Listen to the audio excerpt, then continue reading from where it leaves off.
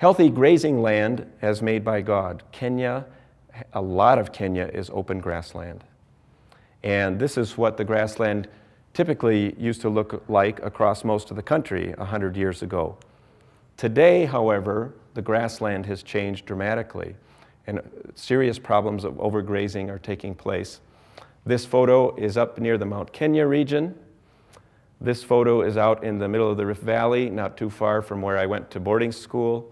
And this photo is from northern Kenya, where it's typically a lot drier. So this has an impact upon the nomadic pastoral peoples of Kenya, the Maasai, the Samburu, and other tribal groups like that. Now when we look at Africa, and we look at food production, and we look at malnutrition, many of us haven't realized that Sub-Saharan Africa is where all the hungry people of our world are basically concentrated. And so when we look at a gentleman like this, some of you may be able to see the reddish hue on his beard. That's due to malnutrition. So this is actually statistics from the Food and Agricultural Organization showing where the malnourished people of the world reside today. And most of it's down there in southern Africa. So farming is probably the most common vocation on the continent. And farmers, I want to ask you, where do you think farmers stand in the social structure of Africa? And a brief little snippet from a group of farmers that we worked with about a year ago is I drew on a piece of white paper on the chalkboard a ladder. And I asked them, where do you fall on this ladder in terms of your social status in Kenya? And as expected, the president goes at the top, and the lawyers and the doctors are on the pieces of the ladder as you come down the rung, and then there's the teachers. And so I'm expecting the farmers to put themselves low on the ladder, and you know what they said, this group of farmers? They said, no, Craig, draw a coffin in the ground underneath the ladder. And they said, we view ourselves as being between the last rung of the ladder and the coffin in the ground. And what does that say about the despair that many of these farmers face? So when you and I look at a farmer like this gentleman, I mean, imagine the challenge of his task. He has a piece of land, he has a few farm implements, and a bag of seed, and his job is to produce food for his family, and that's all that he has. And how does he feel if season after season it becomes harder and harder to coax that food out of the ground?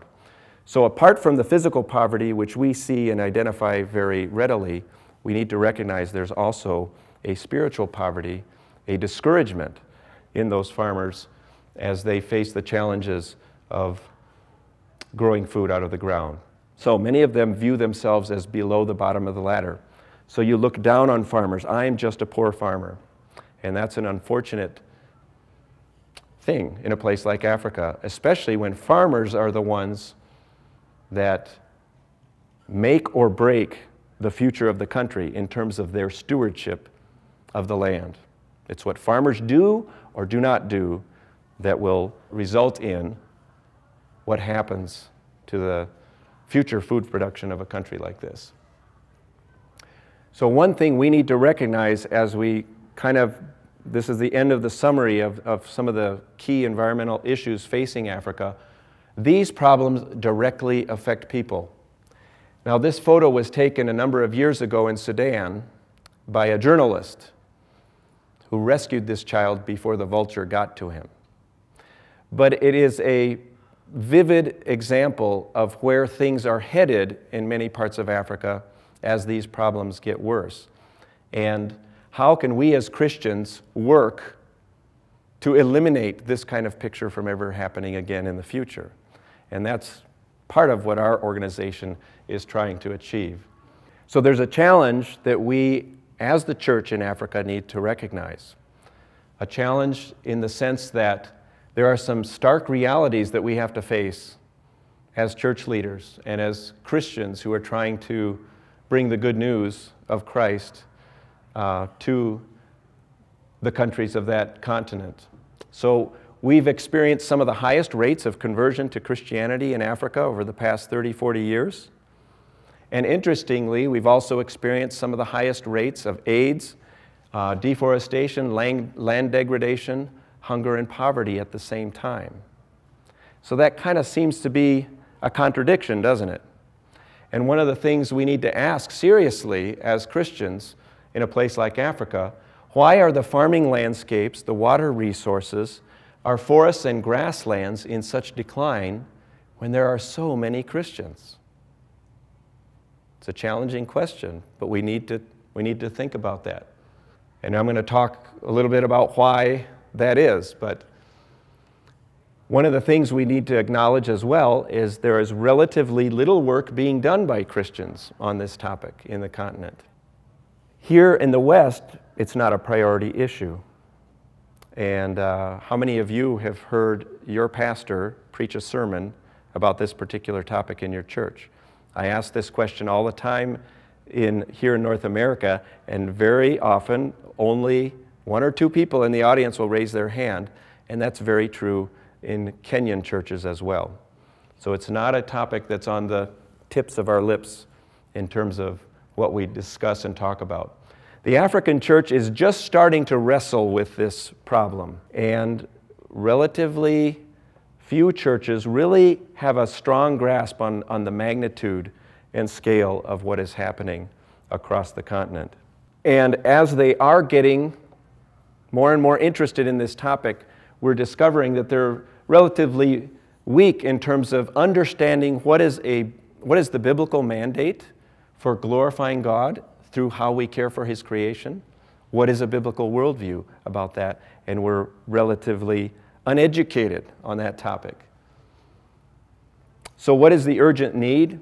In many cases, I would say we need to develop and apply a theology of creation. A theology of creation, so that we can disciple and train up those church leaders to pass that theology on to their congregations as well. And why would we need this theology? Well, the simple reason is everything we do begins with our theology. And another term that we could use in that place would be worldview. Everything that we do in life really begins up here with our worldview, and whether our worldview is a biblical worldview or not. And so that's why we need to develop this theology and implement it. Our current conditions across Africa really demand a response for this, and there is significant ignorance in the church on what a biblical worldview of creation would really look like. So, one of the things that I would love to see happening all across Africa is for seminaries and Bible schools to develop creation stewardship curricula, and that would become a core requirement of all new pastors and young men and women that are going through Bible school training or going to a seminary there. One of the things that we need to become much better at as Christians, we need to be able to articulate a biblical worldview. A lot of us will agree in principle that we need to really work on this, that we need to be good stewards. But how do we actually articulate it to a church where this has hardly been a topic that has been addressed from the pulpit or even in our Bible study groups or our seminaries?